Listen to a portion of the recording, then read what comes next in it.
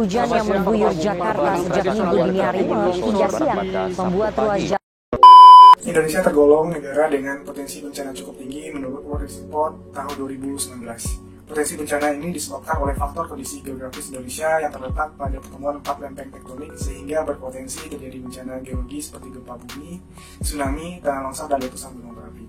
Selain itu, faktor lain seperti kondisi iklim tropis dua musim, yakni musim kemarau dan penghujan, temperatur, pergerakan angin yang ekstrim, dan aktivitas manusia yang merusak alam menjadi pemicu terjadinya bencana hidrometeorologi seperti yang terlihat pada gambar di samping. Di antaranya adalah banjir bandang, angin puting beliung, kekeringan, dan karhutla. Atau bahkan bencana antropogenik seperti wabah penyakit, kegagalan teknologi, dan kecelakaan industri. Pada tahun 2020 telah terjadi sebanyak 2.952 kejadian bencana yang teridentifikasi menurut data BNPB Indonesia. Tingginya potensi bencana di Indonesia membuat pemerintah mengeluarkan Undang-Undang Penanggulangan Bencana, yakni UU Nomor 24 Tahun 2007, yang menyatakan bahwa manajemen kebencanaan merupakan proses yang bersifat dinamis dan progresif, sehingga perlu ada perlakuan khusus pada tahap pre-disaster dan post-disaster. Dua lembaga formal, yakni BNPB dan BPBD, mengambil peran sebagai garda terdepan dalam pengimplementasian undang-undang tersebut. Pada dasarnya, situasi darurat bencana memerlukan dua hal utama, yakni sistem logistik dan rantai pasok yang cepat tanggap, termasuk pengadaan bantuan bagi korban bencana, proses transportasi bantuan ke lokasi bencana yang sulit diakses, dan skema birokrasi yang transparan serta akuntabel. Tidak hanya itu, dalam buku Humanitarian Logistics First Edition karya Thomas Ini dan Massenhoff 2009, terdapat 3 prinsip utama mengenai lingkup kemanusiaan yang harus dijunjung tinggi dalam logistik kebencanaan. Yaitu, pertama, humanity, memastikan penderitaan yang dirasakan korban bencana dapat segera berkurang. Yang kedua, neutrality, memastikan setiap penanganan dan bantuan yang diberikan diterima secara merata tanpa ada bias antara seluruh pihak. Yang ketiga, impartiality, memastikan keadilan tanpa adanya keberpihakan dengan tetap memberikan ruang prioritas bagi kebutuhan yang paling mendesak. Namun, pada faktanya, dilansir dari kompas.id, salah satu contoh kejadian banjir yang melanda DKI Jakarta pada awal tahun 2020, masih terdapat korban banjir di Kampung Pulo, Jatinegara, Jakarta Timur yang tidak menerima bantuan. Padahal, Kepala BPBD DKI Jakarta adalah memastikan seluruh bantuan tersebut telah didistribusikan. Selain itu, penelitian tata kelola distribusi bantuan logistik korban banjir di Kabupaten Bojonegoro yang disusun oleh Isca Mobrulis Sahilala 2015 menjelaskan bahwa alur pelaporan terjadinya bencana di Indonesia cukup rumit dan panjang. Di samping itu, bantuan yang datang kepada para korban bencana juga memiliki polemik berkepanjangan. Hal tersebut disebabkan adanya bantuan sukarela yang bergerak secara independen, sehingga mengidentifikasikan tumpang tindih dan ketidakmerataan bantuan yang diterima oleh para korban. Berangkat dari permasalahan tersebut, kami mengusulkan ide inovatif dengan merancang platform digital Inakred yang dapat diakses oleh para stakeholder sehingga mempermudah proses pendataan korban bencana, distribusi bantuan awal secara cepat, pengolahan rantai pasok bantuan dan transportasi secara tepat, penjadwalan kedatangan bantuan berikutnya, publikasi informasi bencana dan bantuan secara transparan, serta pengelolaan bantuan dari pihak di luar lingkup pemerintah atau bahkan mancanegara secara akuntabel. Daya tarik yang diunggulkan dari platform ini terletak pada aplikasi jaringan distribusi bantuan yang mengkombinasikan metode distributor, storage with customer pickup, dan pengiriman last mile, serta prinsip agile dan lean supply chain. Di samping itu, implementasi penyimbangan prinsip humanitarian logistik juga menjadi nilai tambah sebagai bentuk upaya optimalisasi manajemen logistik kebencanaan di Indonesia.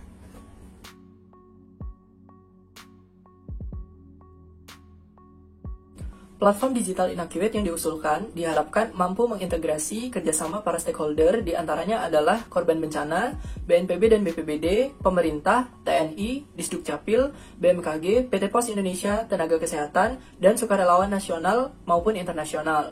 Teknologi RFID yang dibenamkan juga memiliki fungsi pemantauan keberadaan bantuan demi meningkatkan transparansi dan akuntabilitas informasi bantuan.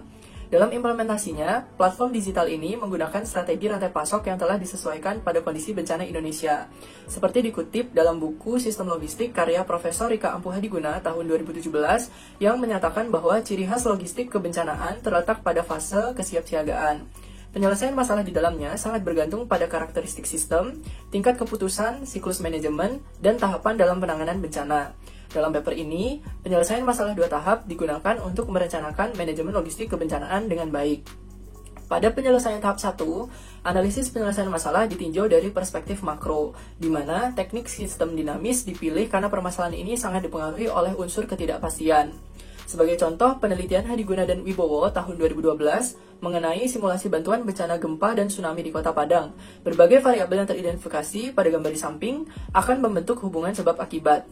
Model ini tentunya dapat menjadi dasar penentuan keputusan komprehensif dengan menyesuaikan pada jenis bencana yang terjadi. Sedangkan pada penyelesaian tahap 2, analisis penyelesaian masalah ditinjau dari perspektif mikro, di mana terdapat 4 elemen dasar dalam penentuan keputusan tahap ini. Pada gambar di samping, elemen pertama bertujuan untuk membangun fasilitas kebencanaan secara strategis. Elemen kedua bertujuan untuk menyeimbangkan antara pasokan dan permintaan bantuan menggunakan skema buffer stock. Elemen ketiga bertujuan untuk mempermudah aliran informasi kepada stakeholder mengenai informasi kebutuhan bantuan. Elemen keempat bertujuan untuk mengoptimalkan pendistribusian dan penjadwalan bantuan kepada korban bencana. Di samping itu, prinsip agile dan lean juga diperlukan untuk meningkatkan efektivitas dan efisiensi dalam rantai pasok bantuan kebencanaan. Ditinjau dari buku Supply Chain Management 6th Edition oleh Chopra, Mendel, dan Kalra tahun 2016, terdapat 2 model jaringan distribusi, yakni distributor storage with customer pickup dan pengiriman last mile yang dapat diaplikasikan pada manajemen logistik kebencanaan di Indonesia. Kedua opsi jaringan tersebut memiliki keunggulan seperti terlihat pada gambar di samping. Kombinasi jaringan distribusi tersebut kami usulkan dengan memperhatikan 2 kondisi yang terjadi, yaitu kondisi pertama adalah kondisi ketika korban bencana mengungsi, sehingga proses distribusi bantuan dilakukan secara customer pickup. Dapat dilihat pada jaringan distribusi utama, terdapat 3 tingkat rantai pasokan, di mana suplai bantuan dimulai dari supplier mitra, dilanjutkan ke gudang bencana BPBD, dan terakhir ke posko atau shelter sebagai titik drop bantuan. Sedangkan kondisi kedua adalah kondisi ketika korban bencana tidak mengungsi, seperti bencana banjir dan pandemi COVID-19 seperti yang kita rasakan saat ini, di mana korban bencana memilih untuk tetap tinggal di rumah dan isolasi mandiri, maka distribusi bantuan dilakukan dengan pengiriman last mile. Dalam usulan ini, PT Pos Indonesia memiliki peran sebagai jasa transportasi terintegrasi untuk mempermudah proses backloading apabila akses jalan sulit untuk dilalui. Konsep utama pada usulan jaringan ini adalah mengutamakan suplai terdekat untuk mempercepat distribusi bantuan, sehingga apabila bencana berakibat terhentinya suplai bantuan, maka dilakukan suplai alternatif dari daerah lain yang terdekat.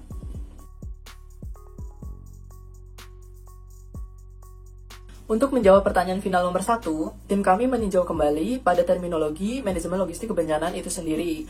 Pada dasarnya, logistik kebencanaan tergolong sebagai aktivitas dengan unsur ketidakpastian dan sulit untuk dikendalikan. Untuk menyiasati hal itu, tim kami mengusulkan platform digital Inaccurate yang dapat menjamin 2 proses utama dalam manajemen logistik kebencanaan, yakni fase kesiapsiagaan dan fase respons saat bencana itu datang.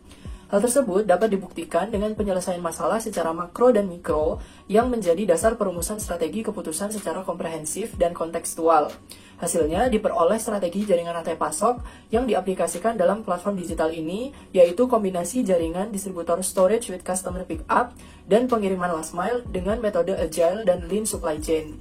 Dengan hadirnya inovasi ini, diharapkan dapat mempermudah kerjasama antar seluruh stakeholder dan membuat manajemen logistik kebencanaan di Indonesia menjadi semakin optimal sesuai dengan prinsip humanitarian logistics.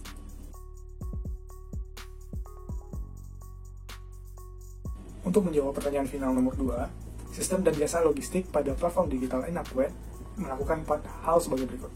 Pada saat mitigasi, pertama, menyediakan informasi kondisi masyarakat dengan memprioritaskan pada klasifikasi lansia, ibu hamil, anak kecil, dan difabel sebelum terjadinya bencana. Yang kedua, menyediakan informasi manajemen penyelamatan diri dan rencana evakuasi untuk setiap jenis bencana. Yang ketiga, menyediakan informasi daerah-daerah rawan bencana. Yang keempat, menyediakan informasi peringatan akan datangnya bencana tertentu. Sedangkan setelah mitigasi, yang pertama yaitu menyediakan informasi update kondisi user dengan memprioritaskan pada klasifikasi lansia, ibu hamil, anak kecil dengan orang tua atau tanpa orang tua, difabel, dan orang terluka setelah terjadinya bencana. Yang kedua, menyediakan informasi terkait bencana seperti kejadian, lokasi, dan dampak yang ditimbulkan akibat bencana. Yang ketiga, menyediakan informasi kebutuhan yang diperlukan korban, penjadwalan bantuan, dan tata cara penyaluran bantuan. Yang keempat, menyediakan informasi lokasi fasilitas kebencanaan seperti gudang kebencanaan, posko bantuan, posko kesehatan, dan area sanitasi.